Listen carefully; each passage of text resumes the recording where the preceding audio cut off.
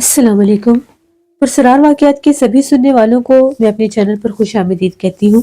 امید کرتی ہوں آپ سب لوگ خیریت سے ہوں گے، جہاں ہوں گے خوش ہوں گے، اور میرے چینل کے پرسرار واقعات کو بے حد پسند کرتے ہوں گے۔ دسمبر کی ٹھٹھراتی راتوں میں گرم کمبل اوڑھے اور ہیٹر چلا کر جب آپ میرے چینل کے پرسرار واقعات کو سنتے ہوں گے تو ڈر تو لگتا ہوگا۔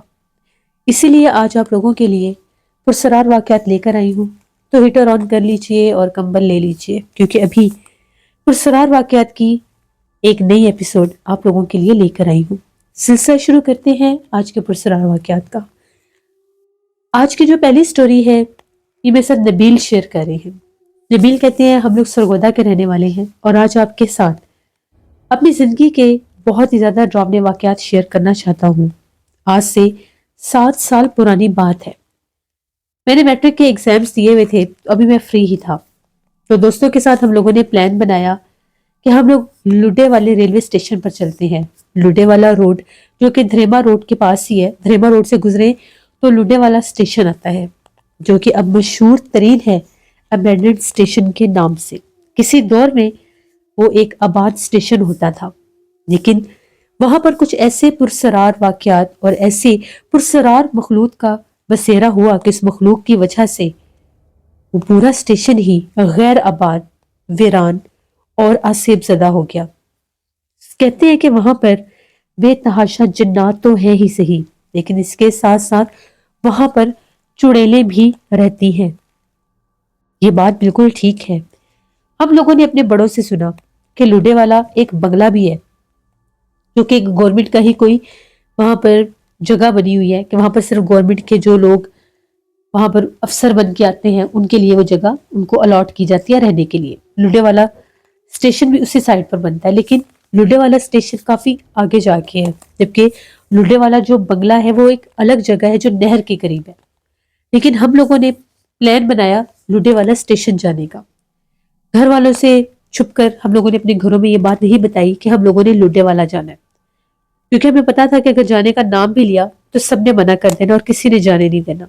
ہم لوگ 3 دوست تھے، ہم لوگوں نے موٹر بائک لیا اور لڈے والے ریلوے اسٹیشن کی طرف جانے کا ارادہ کیا۔ راستے سے ہم لوگوں نے کھانے کے لیے کچھ چیزیں بھی لی، جن میں سموسے پکوڑے تھے۔ ہم لوگوں نے سوچا کہ وہاں پر جا کر اگر ہمیں بھوک لگی تو ہم لوگ کچھ کھا بھی لیں گے۔ جیسے ہم لوگ اسٹیشن پر پہنچے، اس کی ویران بیابان کھنڈر نما بلڈنگ کو دیکھ کر ایک دفعہ تو دل میں بہت ڈر آیا کہ اس کے بارے میں جو باتیں مشہور ہیں وہ جھوٹ نہیں ہے۔ ہم لوگ جب وہاں پر پہنچے تو عصر کا ٹائم ہو چکا تھا۔ تھوڑی دیر وہاں پر ہم لوگ گھومے پھرے، ہم لوگوں نے وہ پرانے کمرے دیکھے جو اسٹیشن کا حصہ تھے اور کبھی وہ آباد بھی تھے۔ اسٹیشن خاصا بڑا بنا ہوا تھا، یہ نہیں کہ کوئی چھوٹی سی جگہ ہو۔ وہاں پر جیسے مسافروں کے بیٹھنے کے کمرے الگ تھے، اسٹیشن ماسٹر کا روم الگ تھا۔ اس ساری جگہ دیکھ کر بہت زیادہ ڈر سا بھی لگ رہا تھا۔ ہم لوگوں نے کہا کہ چلو پہلے کچھ کھا پی لیتے ہیں، اس کے بعد ہم لوگ گھومے پھریں گے اور ساری جگہ کا وزٹ کریں گے۔ ہم لوگ وہیں پر اسٹیشن کے پاس ہی جو وہاں پر ٹرین ٹریکس تھے، ریل کی پٹری تھی، وہاں پر ہم لوگ بیٹھ گئے۔ ہم لوگوں نے تھوڑے سے پکوڑے کھائے اور تھوڑے سے سموسے وغیرہ کھائے، باقی ہم لوگوں نے رکھ دیے، جتنا جس کا دل تھا کھا لیا، اور یہ سوچا کہ بعد میں کھا لیں گے۔ وہ چیزیں ہم لوگوں نے اٹھا کر اپنے بائک کے ساتھ لٹکا دی، اور بائک جو تھا ہمارا بالکل اسٹیشن کے پاس ہی کھڑا تھا۔ سامنے ہم لوگ چل پھر رہے تھے، دور دور تک نہ کوئی بندہ نہ بندے کے ساتھ کوئی بھی نہیں تھا۔ اتنی ویرانیت، اتنی پرسرار جگہ تھی کہ ایسے لگ رہا تھا کہ شاید اس جگہ کے خوف سے یہاں پر انسانوں نے آنا چھوڑ دی ہے۔ میرا دوست راہیل، اسے عادت تھی، وہ جہاں بھی جس جگہ پر ایسی جگہوں پر جاتا تھا وہ کبھی کبھار ہمارے سے شرارتیں بھی کرتا تھا، آوازیں نکالنا، تنگ کرنا، یہ اس کی عادت تھی۔ ہم لوگوں نے دیکھا تو راہیل جو ہے وہ اپنے موبائل پر ویڈیوز بنا رہا تھا۔ ہم لوگوں نے سوچا کہ چلو آج ہم لوگ اسے تنگ کرتے ہیں۔ ہم لوگ اسے بتائے بنا ہی اسٹیشن کی بیک سائڈ پر جو جگہ تھی ہم لوگ وہاں پر چلے گئے۔ اس طرف بھی 1-2 کمرے ہیں، پتہ نہیں وہ کس لیے بنائے گئے، ان کی کیا وجہ تھی۔ اس طرف جب ہم لوگ گئے، ان کمروں کے نہ تو کھڑکیاں تھی نہ ہی دروازے تھے، بالکل اندھیرے میں ڈوبے ہوئے وہ پچھلی سائڈ پر 2 کمرے تھے۔ ہم لوگ جب اس کمرے میں گئے کہ بھی یہ ڈھونڈتا ہوا ہمیں اس طرف آئے گا، ہم لوگ کمرے کے ایک کونے میں جا کر کھڑے ہو گئے اور ہنسنے لگے۔ اتنے میں ایک دم سے ہمیں آواز آئی. آواز ایسی آئی کہ جس طرح سے کوئی اور بھی ہنس رہا ہے، کسی اور کے ہنسنے کی ہمیں آواز آئی، اور ایسا تھا کہ جیسے کوئی بہت قریب کھڑا ہو کر ہنس رہا ہے. ہم دونوں نے ایک دوسرے کے منہ کی طرف دیکھا کہ یہ کون ہے جو ہنس رہا ہے. شاید راہیل ہم لوگوں کے پیچھے آ گیا ہے، اس نے ہمیں دیکھ لیا، وہ ہمیں تنگ کر رہا ہے. آواز ایسی آ رہی تھی کہ جیسے ساتھ والے کمرے سے کسی کے ہنسنے کی آواز آ رہی ہے. کمرے بالکل ساتھ ساتھ تھے، اور جس طرح سے سینٹر سے تھوڑی دیوار بھی ٹوٹی ہوئی تھی. اتنے میں میرا دوست وحید کہتا ہے کہ اس کمرے سے آواز آ رہی ہے، اور وہ تھوڑا سا آگے ہو کر وہ جگہ دیوار جو ٹوٹی ہوئی تھی اس میں جھانک کر دوسرے کمرے میں دیکھنے لگا. ایک دم سے وہ ایسے ہو گیا جیسے وہ کانپ رہا ہے، کھڑا کھڑا کانپنے لگ گیا. میں باقاعدہ اس کو دیکھ رہا تھا، اس کا جسم کانپ رہا تھا، ٹانگیں کانپ رہی تھی، ہاتھ کانپ رہے تھے. میں نے اسے کہا کہ کیا ہوا ہے وحید تمہیں؟ جو ہی میں نے جھانک کر اس طرف دیکھا، وہ چھوٹی سی جگہ تھی، دیوار کی جگہ جو ٹوٹی ہوئی تھی. ہم لوگوں نے وہاں پر ایک عورت کو دیکھا جو اس ٹوٹے ہوئے کمرے میں اس طرح سے بھی ایک دیوار ٹوٹی ہوئی تھی، اس دیوار کے اوپر بیٹھی ہوئی تھی. وہ اتنی خوفناک عورت تھی، کالے سیاہ لباس میں اپنے سر کے بال نوچ رہی تھی. اس کی جو ناک ہے، اس کی ناک بہت زیادہ لمبی تھی، باقاعدہ جس طرح سے ہم لوگ اگر کوئی اینیمیشن مووی دیکھتے ہیں اس میں لوگوں نے وہ اس کا چڑیل کا ایک اسکیچ بنایا ہوتا ہے، ہو بہو اس کا وہی ہولیا تھا، اتنی ہی لمبی ناک تھی. میں نے سے کہا کہ وحید بھاگو یہاں سے، یہ تو کوئی اور مخلوق ہے. بس یہ کہنے کی دیر تھی، وحید تو ہل بھی نہیں رہا تھا، جیسے پتھر کی مورتی بن گیا. میں چیخیں مارنے لگ گیا. میں نے جلدی سے راہیل کو بلایا، راہیل بھاگتا ہوا آیا. ہم لوگ اتنی مشکل سے وحید کو وہاں سے لے کر نکلے. اس پر تو دورے کی کیفیت بن گئی. ایک دم سے اس کے ہاتھ پاؤں ٹیڑے ہونے لگے. ہم لوگوں کی تو جیسے جان ہی نکل گئی ہو. ہم لوگوں نے اپنے ساتھ پانی کی ایک بوتل رکھی تھی. ہم لوگوں نے اس کے چہرے پر پانی کے چھینٹے مارے. اس کی آنکھیں بالکل جو آئی بال تھے بلیک، وہ اوپر کی طرف چلے گئے تھے. اتنی اس کی بری حالت ہوگی تھی، اس پر باقاعدہ دورے کی کنڈیشن ہوئی تھی. تبھی اسی ٹائم جو راہیل ہے اس نے آیت الکرسی پڑھنا شروع کر دی. آیت الکرسی، وہ آیت الکرسی پڑھ رہا تھا اور میں درود پاک پڑھ رہا تھا. ہم دونوں نے بڑی اونچی آواز میں آیت الکرسی اور درود پاک پڑھا. تبھی بہت بڑا ایک پتھر تھا، جیسے باقاعدہ کوئی بڑا پتھر ہوتا ہے، اتنا زور سے وہ پتھر کسی نے کمرے سے باہر پھینکا جس طرف ہم لوگ باہر کی طرف تھے. ہم لوگ تو بہت زیادہ ڈر گئے. جیسے کیسے ہم لوگوں نے اس کو کچھ کور کیا، کنٹرول کیا. آیت الکرسی درود پاک کے بعد تھوڑا سا وہ ہوش میں آیا. اس کو وہ ہاتھ پاؤں جو اگڑے پڑے تھے وہ نارمل ہونے لگے. ہم نے اسے بائک پر بٹھایا اور سیدھا وہاں سے لے کر نکلے. ہم لوگ سیدھا ایک مسجد میں گئے. حالت اس کی ایسی تھی کہ ہمیں پتا تھا کہ اگر گھر لے کر گئے تو کہیں کچھ اور نہ بن جائے. وہاں سے ہم لوگ جب نکلے تو وہاں پر ہم قریب ہی ہم لوگوں کو ایک مسجد مل گئی.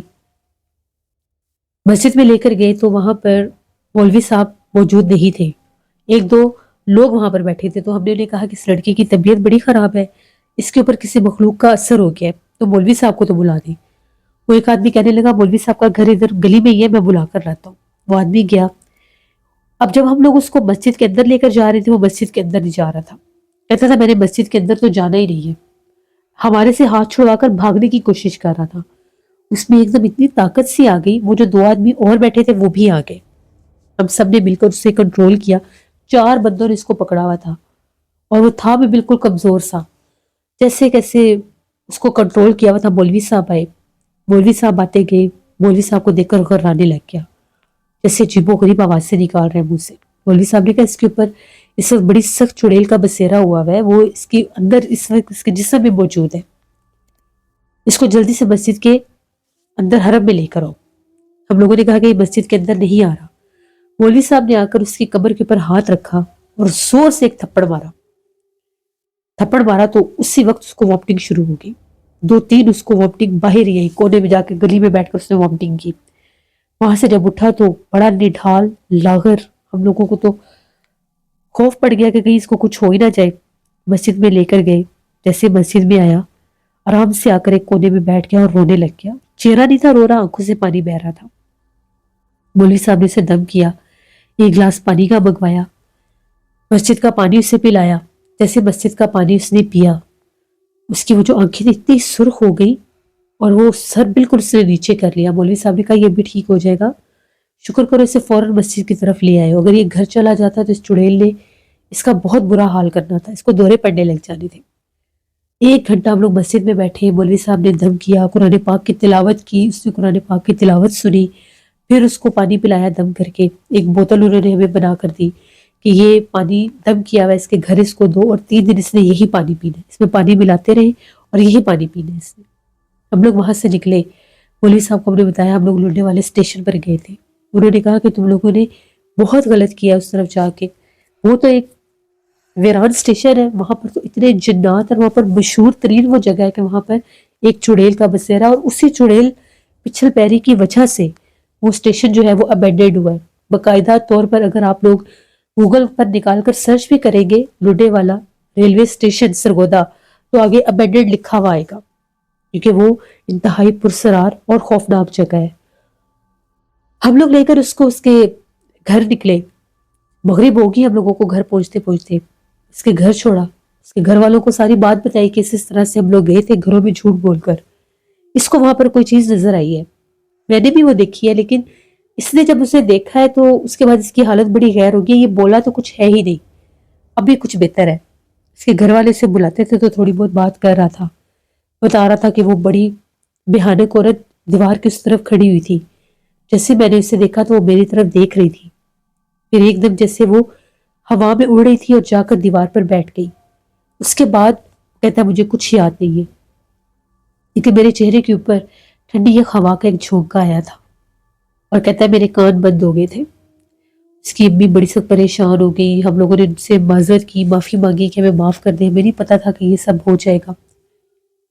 ہم لوگ گھر واپس آ گئے، گھر والوں کو بتایا، ہمیں گھر سے بڑی ڈانٹ پڑی، میرے چاچو بھی ہمارے گھر آئے ہوئے تھے، تو میرے چاچو بتاتے ہیں کہ اس جگہ کے اوپر تو لوگوں کے ساتھ اتنے حادثات ہوئے، اسی لیے اسٹیشن کو بند کر دیا گیا تھا کہ وہاں پر کوئی انسان جائے نہ، پہلے لوگوں نے وہاں پر جانے کا راستہ بھی بند کر دیا تھا، کٹے ہوئے درخت اور کانٹے دار جھاڑیاں پھینک دی تھی کہ کوئی اس طرف جائے نہ۔ جو بھی وہاں پر لوگ جاتے تھے اکثر سیر و تفریح کے لیے، شام کے ٹائم لوگ اس طرف چلے جاتے تھے، تو ان کو وہاں پر ایک عورت نظر آتی تھی جو ان کو باقاعدہ آوازیں دیتی تھی، کبھی خوبصورت لڑکی کے روپ میں ظاہر ہوتی تھی، کبھی کسی بوڑھی عورت کے روپ میں ظاہر ہوتی تھی، کبھی اس نے کوئی بچہ اٹھایا ہوتا تھا، مردہ بچہ کفن میں لپٹا ہوا، اس کو لے کر رات کے ٹائم وہاں پر پھرتی تھی، اور اگر کوئی اس کی مدد کرنے کے لیے جاتا تھا تو اس کے اوپر حملہ آور ہو جاتی تھی۔ یہاں تک کہ ماموں نے یہ بھی بتایا کہ ایک لڑکا شام کے ٹائم وہاں سے گزر رہا تھا، اس کا دوست تھا، تو اس کے دوست نے بتایا کہ میرے سامنے وہ اسٹیشن کی طرف گیا ہے، اس کے بعد وہ لڑکا واپس نہیں آیا۔ بہت ڈھونڈا ان لوگوں نے، ہر جگہ پر ڈھونڈا، اس لڑکے کا کہیں نام و نشان بھی نہیں ملا۔ 6 ماہ اس کے گھر والے اس کو ڈھونڈتے رہے، جن جن جگہوں سے پتہ لگتا تھا استخارے کرواتے تھے، عاملوں کے پاس جاتے تھے، تعویذات پھینکتے تھے، وہاں پر اس لڑکے کا کوئی پتہ ہی نہیں چلا۔ بہت سے لوگ کہتے ہیں اس کو جنات نے مار دیا یا وہ چڑیل اس کو لے گئی، جو بھی ہوا، تو تم لوگوں نے بہت غلطی کی اس طرف جا کر۔ ہم لوگوں نے معذرت کی، معافی مانگی سب سے کہ دوبارہ بھی حرکت نہیں کریں گے۔ اب جو وحید تھا اس کے بعد بھی بہت بیمار رہا، ڈرتا تھا، سو نہیں سکتا تھا، اس کی ہارٹ بیٹ تیز ہو جاتی تھی، اور وہ باقاعدہ کہتا تھا کہ مجھے ایسا لگتا ہے کہ جیسے ایک عورت ہے چھوٹے سے قد کی، بہت بھیانک، اور وہ ایسے گھٹنوں کے بل رینگ کر آتی ہے اور جیسے میرے سینے کے اوپر چڑھ کر بیٹھ جاتی ہے۔ وہ نیند میں بھی چلاتا تھا، اور اس کے گھر والے اس کی آواز سنتے تھے اور بھاگتے تھے اس کے کمرے میں، اس کو اکیلے سلانا چھوڑ دیا، اس کے پاس قرآن پاک رکھتے تھے۔ بڑا عرصہ اس کے اوپر اس مخلوق کا اثر رہا، اس کے بعد بھی دورے تو نہیں پڑتے تھے، لیکن وہ اسے سونے نہیں دیتی تھی، تنگ کرتی تھی، بیماریاں اس نے بنا دی، کبھی اسے کوئی پرابلم ہو جاتی تھی، کبھی کوئی پرابلم ہو جاتی، ڈاکٹری علاج الگ کروائے، پھر اس کا ان لوگوں نے بہت علاج کروایا، اسلام آباد والی سائڈ پر اس کو لے کر جاتے تھے کلر کا ہار، وہاں پر ایک عامل صاحب تھے، ان سے علاج ہوا، تب جا کر تقریباً 1 سال کے بعد وہ کچھ نارمل ہوا۔ تو یہ ہم لوگوں کے پرسرار واقعات تھے، ہم لوگوں کی ایک چھوٹی سی غلطی جو ہم لوگوں سے ہوئی، اور اس نے ہمارے دوست کو بہت زیادہ تکلیف دی۔ اب یہ تو نہیں کہتے کہ اللہ کا شکر ہے ہم لوگ بچ گئے، لیکن پھر بھی ہمیں اس کا بھی بڑا دکھ ہے، اور یہ شکر ہے کہ ہمارے اوپر حملہ نہیں ہوا، ورنہ اگر ہم تینوں ہی وہاں پر رہ جاتے تو ہمارا بنتا ہی کیا۔ یہ ایک کہانی تھی جو میں نے آپ کے ساتھ شیئر کی۔ بہت شکریہ نبیل آپ کا۔ جس سے لڈے والا بنگلے کے بارے میں بھی میں نے سنا ہے، ہم لوگوں نے بھی پلان بنایا تھا کہ وہاں پر جائیں گے، ولاگنگ کریں گے، لوگوں کو دکھائیں گے، لیکن گھر والوں نے پرمیشن نہیں دی، امی نے سختی سے منع کر دیا۔ پھر اس کے بعد ہم لوگوں نے پلان بنایا تھا کہ ہم لوگ بھی اسٹیشن دیکھنے جائیں گے، جس کے بارے میں ہم لوگوں نے سنا تھا کہ وہ ابینڈنڈ ہے اور وہاں پر بسیرا بھی ہے، لیکن گھر والوں نے سختی سے منع کیا کہ اس طرف جانا ہی نہیں ہے، چاہے کچھ بھی ہو جائے۔ کہتے ہیں کہ وہاں پر جو بھی لوگ جاتے ہیں ان کے ساتھ ایسے معاملات ہو جاتے ہیں۔